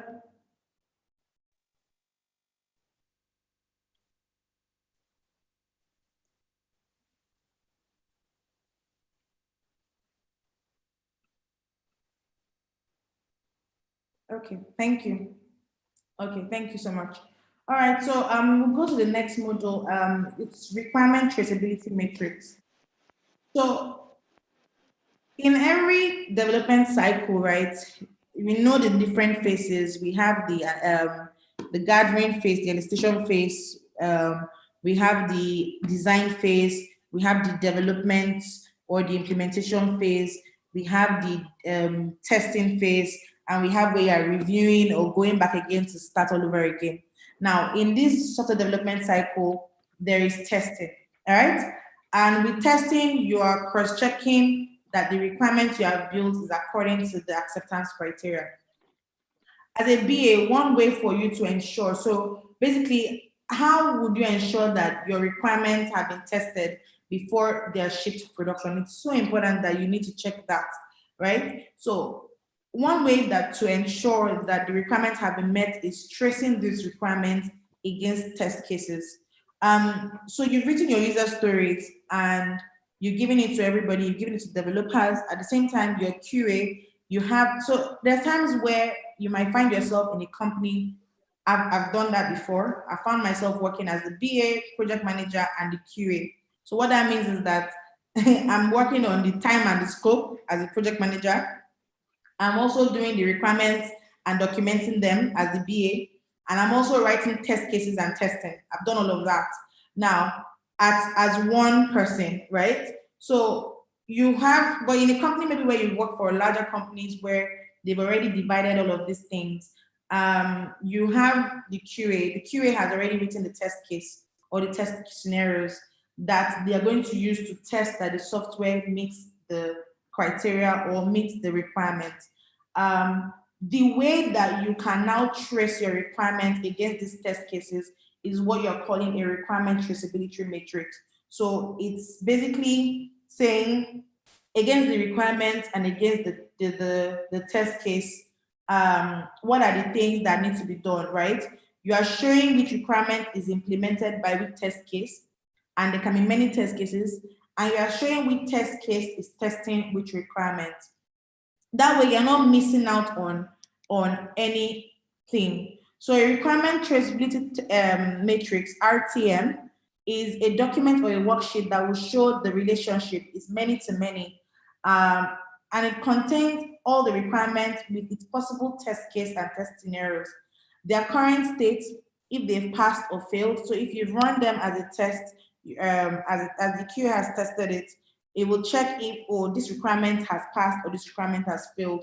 That way you are evaluating yourself as a team. I like to do this a lot because it even allows my team to check that we're actually meeting the need and we're doing what is needed to be done. With R2W, you can show the requirement coverage in number of test cases. So what that means is that maybe that requirement or that story that was, oh, as a user, I want to be able to pay. So there are different test cases based on the acceptance criteria. The QA would have written a test case about check that the user can enter card number, check that the user can enter PIN, check that the user can do this. Is it pass or fail? So those are the kind of test cases you are checking for. So you're showing the requirement coverage in the different number of test cases that you have. You're also, with the RTL, you can design the status as well as the execution status for that particular status, test case. So you can say, oh, I want it to be pass or fail, and if it's been executed, what's the status for that test case? And if there's any acceptance criteria test to be done by the users, with the UAT, so acceptance criteria, user acceptance criteria test is called UAT. This is done by the user. So every user needs to also check that based on this requirement and based on this, my test passes or my test fails. You're also able to check the different related defects. The current state can also be mentioned in the same matrix. So you can check, okay, that this requirement has 5 test cases and all of these test cases are passed or they're failed. It's very important for you to always do a user acceptance test. For me, I see that as a way to corner my customers, because in the past, I've seen where, oh, if you don't do a user acceptance test, when you push it to production, your customers can say, this is not what I said you should do. This is not how it should be done, or this is not why it should be done. But with a user acceptance test, that's like a window. You get another feedback from the customer to say, oh yes, what we actually said, or this is actually I envisioned it to be. You know, sometimes users might envision one thing, you as a BA might envision another thing. It's important that even though you maybe show them via a design, but having them to actually test the working software is very, very important. So there are 3 types of RTM. One is a forward traceability. This is for you to check whether the project is progressing in desired direction, right? Whether you're building the right product. So this is the requirement I have, and this is the test cases I have. Am I building it in the right direction? There's a backward or reverse traceability. What this one is, you're ensuring that the current product is remaining on the right track. So you're mapping your test case to your requirement. So again, you can have multiple requirements, you can have requirements have multiple test cases, and you can have test cases that are testing multiple requirements. And then there's the bidirectional traceability. What that means is that you're ensuring you're covering everything, whether backward and forward. You should also be able to trace back from the requirements to the business goals or the objectives. This will help you to answer why that requirement is there. So even though I've done my requirement to my test case, I also need to go back to the business goal. Remember, we said that every project, there's always a business goal, there's always a vision and mission for it. So what's that mission? This requirement, is it meeting it? If it has, then you're good to go. You're analyzing the impact of the change of the requirement. So is there any defect in the work? What's the impact of that?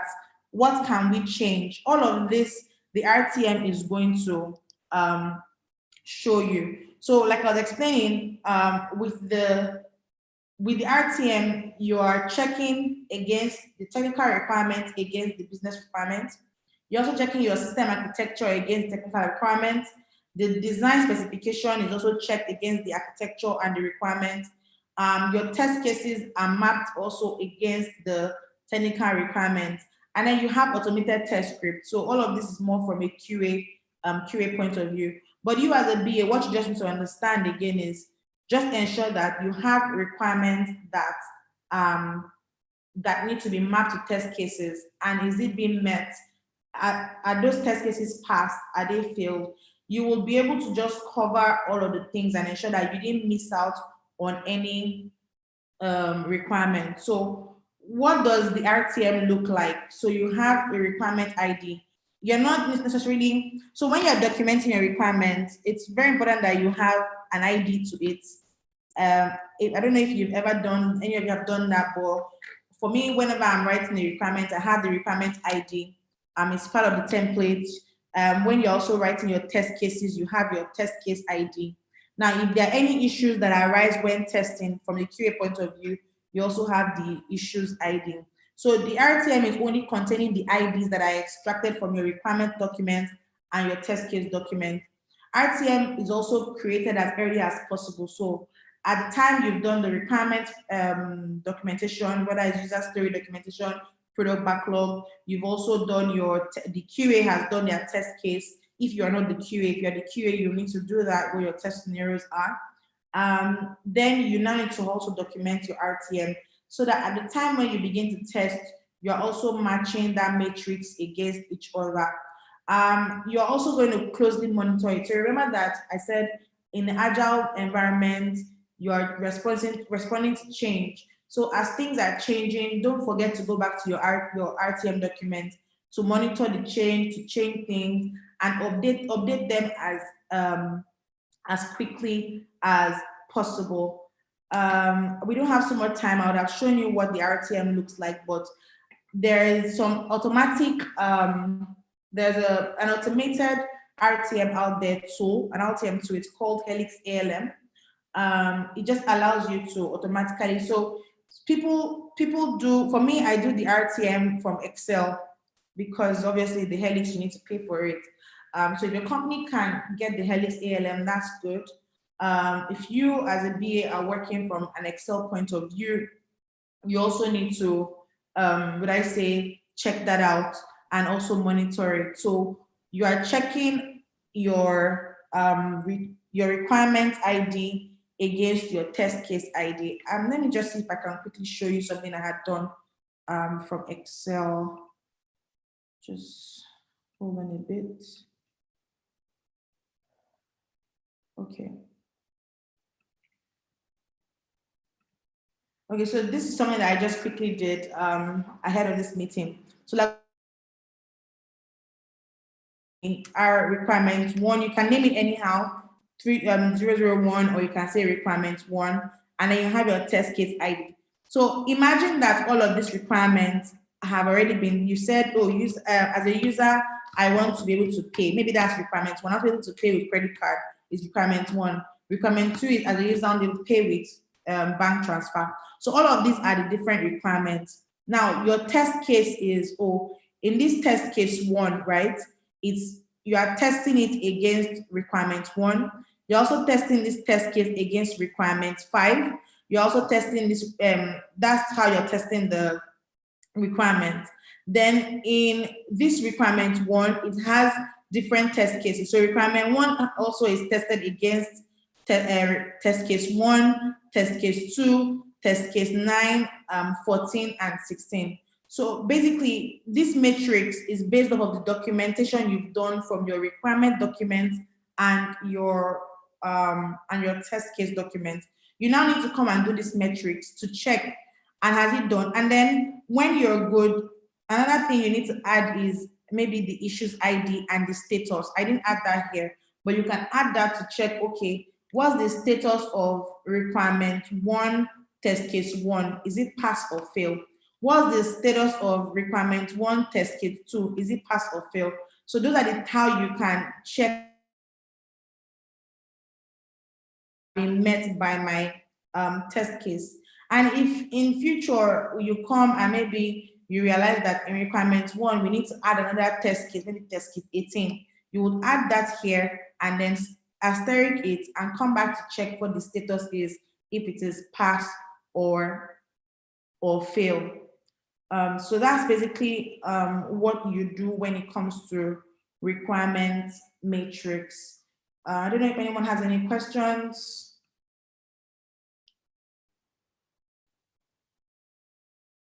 On the automated tool. Okay, so it's called Helix ALM.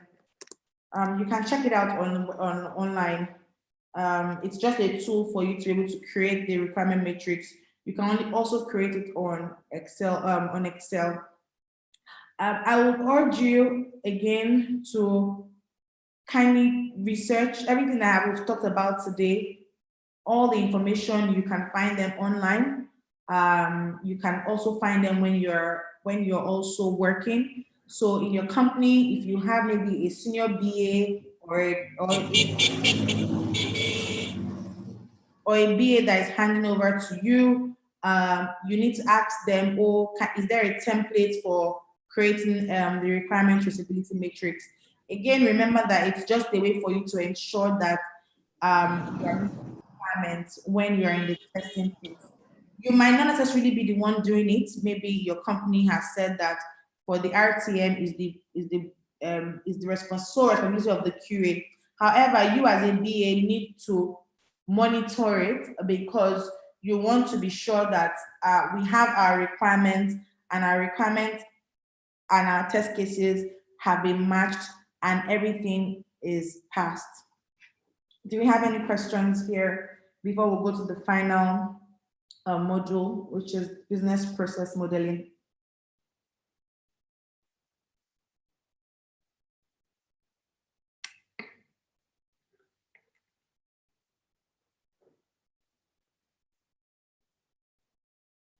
Okay, in the absence of any question, I will just go to the last module for the day, and this is business process modeling.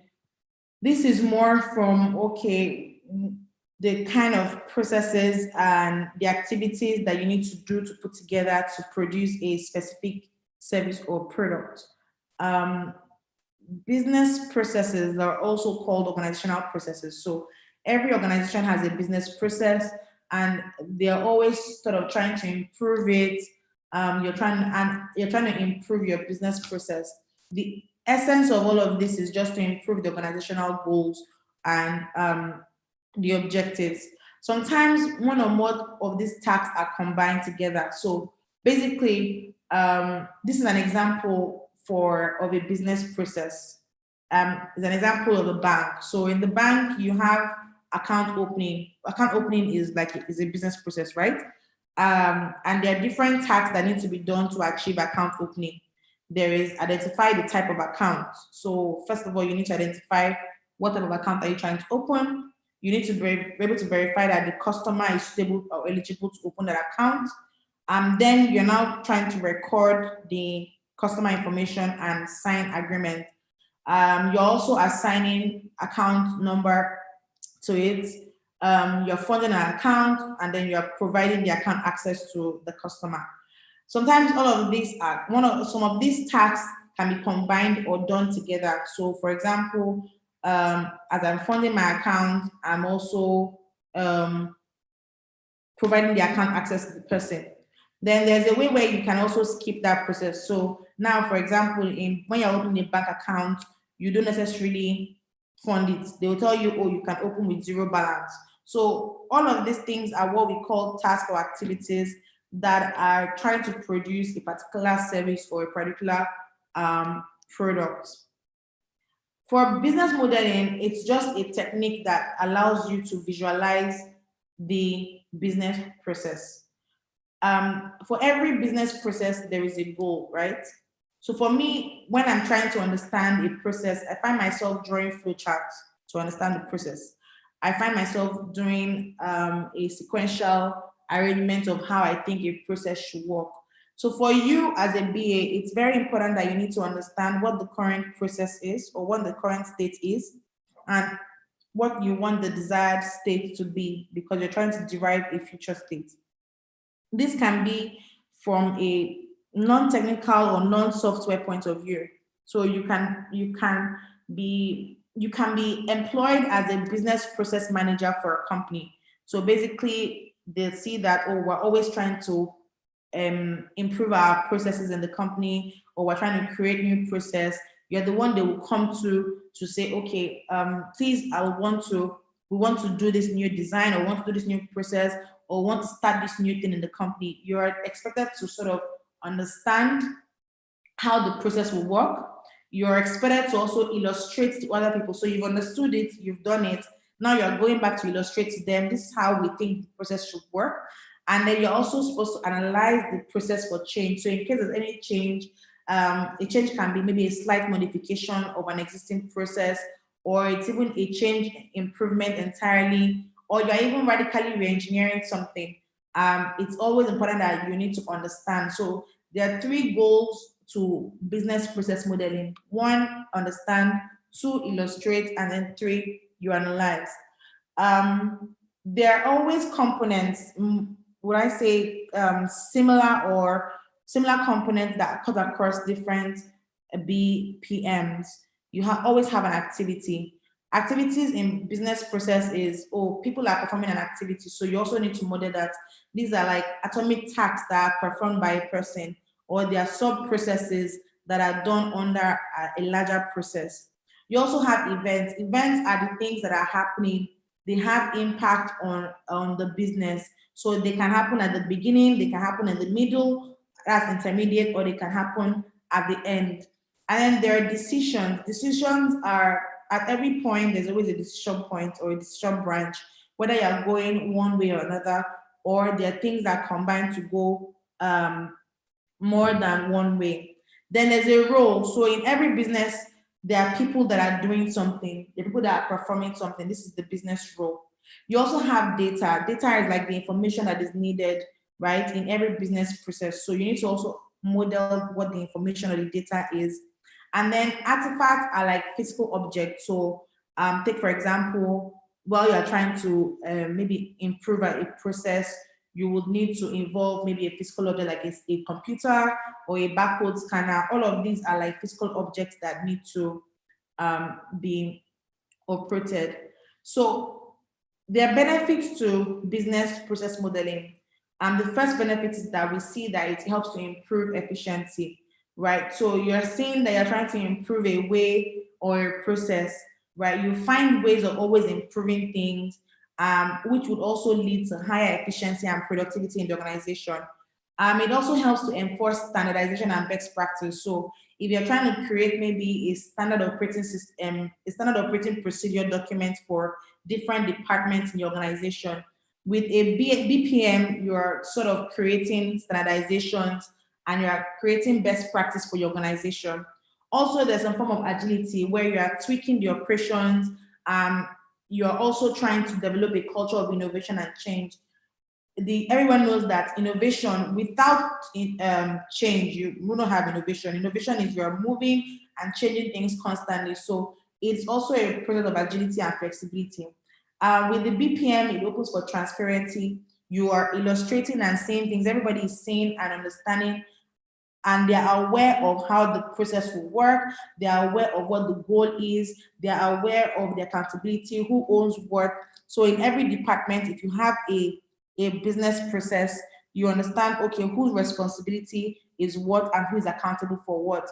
And also gives some competitive advantage. So with that, you are able to, if your business process is done right in an organization, or if you're trying to build a product and you have a proper process diagram, that way you will even be able to see where there are gaps and you will know how to meet those gaps. So there are a couple of techniques and methods out there. You have different techniques, but I will just give a few. I think just 3 that I chose. For me, I've worked with these 3, and so I'm just going to speak more about them. We have a process flow chart. I'm sure some of you here understand or have used it one way or the other. You see, process flow chart is just graphical representation of your business process. So you're seeing how things are working from top to bottom in a sequential manner, and it's showing you what the different outcomes are. So there are different components in a process flow chart. A process flow chart can also be used in a swim lane. So a swim lane is just like a diagram that shows also how activities are related across the roles or the actors within that process, right? So in this user flow chart, you have a process. The rectangle is a process or action. It's carried out by an actor. There's also a terminator that shows its start and end. There's something that's a connector. So the circle or the small ball is called a connector. You also have every decision point. There's also data for information that shows the input and output.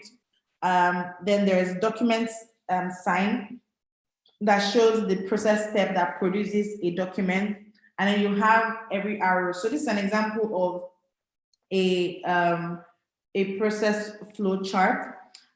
This is from a salesperson point of view. So we have the terminator here. This is the starting point that shows the customer purchase order. So what that means is that you will receive a sales order. This is a process, receiving the sales order. Then there's a decision point. So at this point, are you trying to pick up the order? Are you trying to order it, or are you trying to produce it? So if the person selects pick, it means that you create a pick ticket. So this is a document. Pick ticket is a document. And then the process is you pick up the item from the current inventory. You box and package the items, create packaging, the packaging slip and the invoice, which is a document, and then you ship it out to the customer. Now, if you're going through an order point, you determine the order quantity, you create the purchase order and send it. You receive the items, box and package the items, create the packaging, and also to the end. Same thing goes for if you're producing it. So with this process flow chart, you're just seeing a sequence. If there's a decision that needs to be made, what's the decision that needs to go for? Now, if you're trying to do this from a system point of view, your developers also see it as, okay, we're building different things. We want to make, we receive the customer purchase order, right? And we want to make a sales order for it. So there are different things that we're trying to do. We're either picking, we're making an order, or we're producing. What are the things that, if there's a document that needs to be done, what is the document? Do we need to do a document kind of, is it going to be a traditional document, or is it going to be digital? All of these things just show that this is the process that allows you to move from one thing to another. There's also another model that's called the UML. UML is an acronym for Unified Modeling Language. With the UML, it's more for technology people. It's more for us, we that are in the tech industry. It was created in the 1990s, and it just depicts more software components and how you're building software processes. There is behavioral UML diagram and structural UML diagram. I'm just going to stick to the use case. If I have worked more from an activity diagram is similar to a swim lane process flow diagram, so I won't speak much on that. But I'll speak from a use case diagram point of view and just show us an example. So the use case diagram is just used to analyze the system's high-level requirements. So basically, you have functional requirements. That's what are you doing.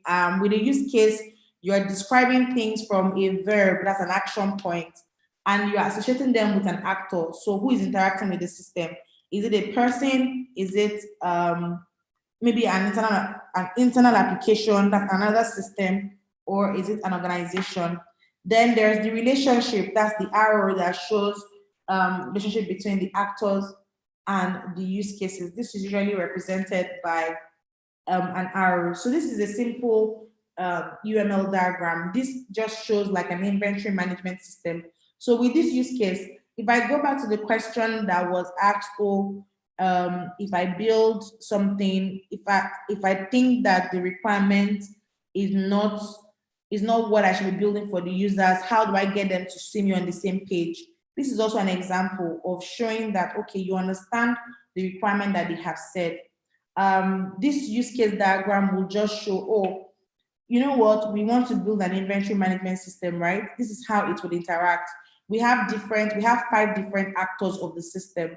So the UML shows you who the actors are and what functionalities that the actor can perform, or what's the behavior that the actors can do. So in this example, we have an owner who can purchase stock. Him purchasing stock means that he can pay for stock. Now, the supplier will receive the payment for the stock and also provide shipment or provide the stock. We have the manager who will return the stock. What that means is that somebody has inspected it, quality control on the stock, and then the manager would also return, oh, I don't need this stock. We don't need it anymore. Return it back. So the person is performing a return stock thing. Also, we have somebody, if there's a defective shipment, in quality control, the inspector is also checking whether there's a defective shipment as well. So we know that's also a function that happens on the system. And then we also know that there is the inventory clerk who is distributing or selling the stock. That person is working on his own. So his own function is, oh, I am just distributing and selling stock. So a use case diagram will just show you, okay, this is the relationship with the actors of the platform or the system. These are the actions and the things that they can perform, and this is the behavior when they click on a button or when they want to do something. This is what happens after they do it. The final one is a business process model and notation. This is essentially just like a flowchart mapping, but the only thing is that with this, you have to follow a methodology. There's a method to it, and you do it according to the BPMN process. It can be carried out the same way as the flowchart. Like I said, the only difference is that you'll be using elements within the graph that has been defined by them. So you can't necessarily have a preference. For a flowchart, you can have a preference of how you want to do it, but this has its own particular diagrams that need to be used. There are different components of this. There are functional or grouping components. This is like a swim lane or a pool. They're holding everything together, showing you the relationship between the actors. There's a flow component, which is what we will eventually I'll just give a brief example of it. This is more like the shapes, what the shapes mean. And then you have the connecting sequence, which is more like arrows, how they connect together. And artifacts, like I've explained before, which are objects that are moved around. So in the BPN, there is task and there are activities, right? Activities are the rectangle diagram that you see. And they just show you specific tasks that the person is performing, or if there are sub-processes that are performed within a particular task. The task is just the action, basically. So when you're writing, when you're drawing with the rectangle, you know that, okay, I'm trying to depict that this is a task and it's very specific. So it's just particular one task. Then you have sub-processes that if you see the rectangle with the plus sign, that is a sub-process. So when you're drawing it, you're drawing more like, oh, this is a sub-process within a particular process. Then now you have events. So the start event, which is usually starting the diagram, or there's an intermediate. So this is event, maybe an event cut short or something has stopped within it. And maybe there's an event that's happening within that process that has a time associated with it. So events are just the circular symbols that we're seeing, initiating the starting point, in the intermediate or the end point.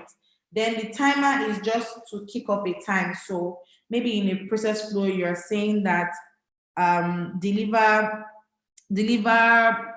paper or deliver what do I say now? Deliver cards or deliver jobs or deliver something. And this you are delivering within a specific period of time. So in your process flow, you are depicting that, okay, that particular task or that particular process has a time attached to it.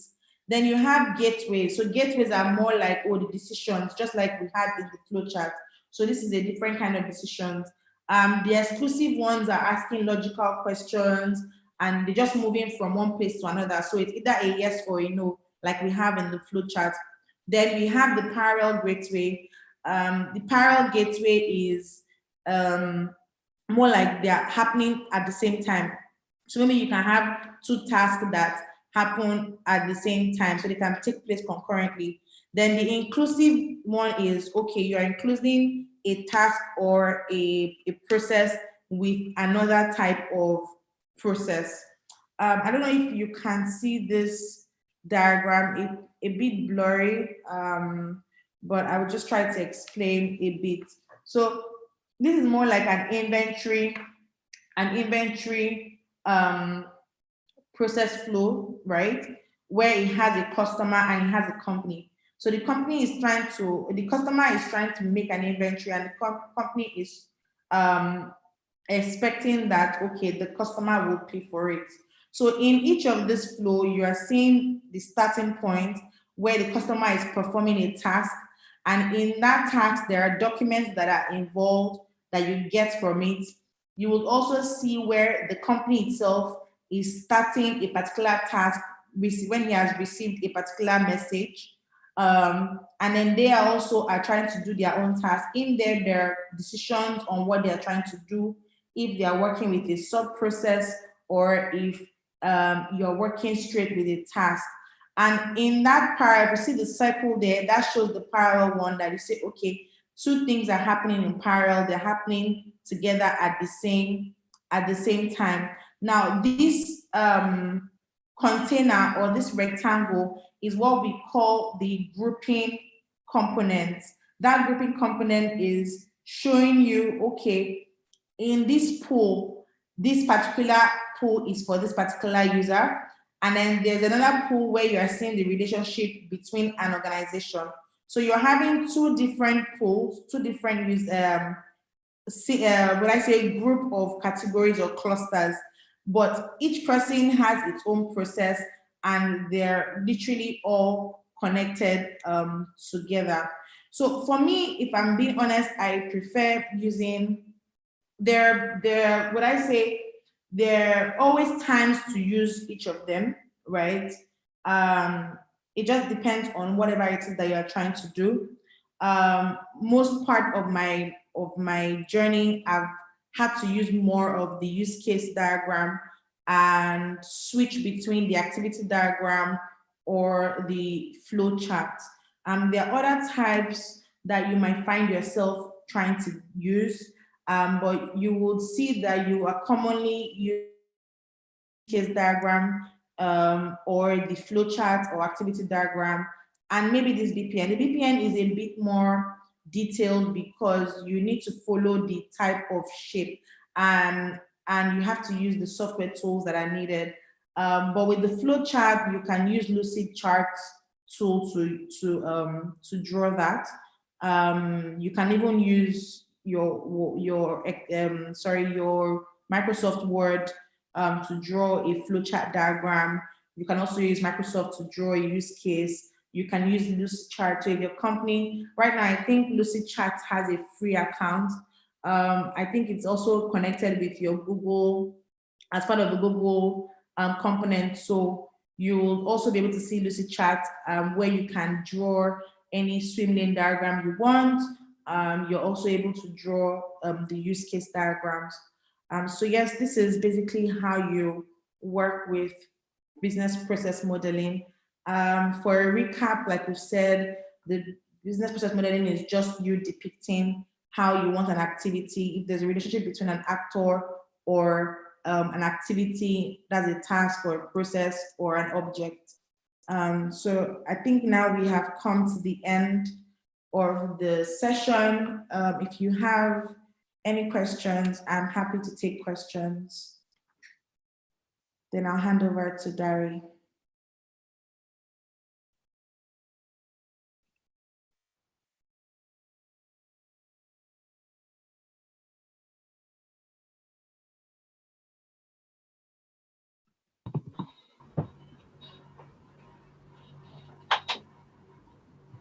I'm sure everyone now is trying to take in the knowledge. I mean, it's quite insightful. Thank you very much, Nengi. You've done so well within this 2 hours, covering this so much stuff. Yeah. So thank you very much. Is there any question? I think one question I'd like to ask on behalf of everyone really is that if there's anyone who would like to maybe reach out to you, maybe need an advice concerning the business analysis career. I mean, you're a product manager. I mean, it encompasses all those things. And someone is thinking, or maybe I'm a business analyst, I'm also looking to be able to transition that someday as well to or any related stuff or learning more from what they've had today and they would like to reach out to you. I don't know if there's any way that you're okay with for people to reach out and connect with you. Yes, I am very okay with you reaching out to me. I will drop my email address. It's nengi.benkkalio@gmail.com. So if you can reference this session that we had, so I know who I'm speaking with. I think my LinkedIn is also Nengi Ben-Kalio. So you can also connect with me on LinkedIn or send me an email. And I'm happy to answer any questions you have. I'm also happy to sort of put you in the right direction as to how I got my own knowledge or where I got my knowledge from. And I think one thing I will say again is that you necessarily will not find all the answers while you're reading stuff online. Most of your answers, you will find them while you're experiencing them. You get better while you do things. So do not fear. I must have, maybe everything I've said must have looked like a lot. But as you practice them, as you see the need for them, you will also get better at doing them. It's more practical when you're actually doing things than just reading them. The more you do them, you will then see how you can now enrich yourself and deepen your understanding on other things. Yes, that's a very, very good way to wrap it all up. The advice you've given is so solid. That just get out of the building and work with these things. Yeah. So thank you very much once again, Nengi. We really appreciate this, and yeah, we really appreciate this session. I mean, this is wow. I love it so much. And for you to give a disclaimer at the beginning that this is the first time you addressed, and I'm like, okay, like this your first time is fantastic. Like it just feels like training is deep inside your blood. Like it's very good. Thank you very much. Thank you. So thank you very much. I mean, we will definitely be reaching out to you more and more as well to enjoy this. And we are looking forward to you starting that YouTube channel. And guys, when you reach out, when you connect to that on LinkedIn, please remind her as well to start a YouTube channel. We need her to share a lot of all this knowledge that we can connect to learn. Because one of the reasons why we're pushing more of all this is that sometimes you get a lot of people in the UK and the US delivering a lot of the content you find India and all that, delivering a lot of content you find online. But sometimes in Nigeria, you also need someone to be able to share with you, because there are some things that after you've learned all the textbook knowledge and all that, in the practical implementation of dealing with people, there are some nuances you experience in this environment that it's important for people in that environment to also learn from other people who have succeeded in the same environment. So please, we are really looking forward to that YouTube video. Maybe you can shoot the first one tonight. I'll try. All right, this session will be available on YouTube too anyway. So there you are. You already have the first one going there. All right. Okay. Enjoy the rest of your evening, everybody. Thank you very much, Nengi, and we'll keep connecting. Thank you.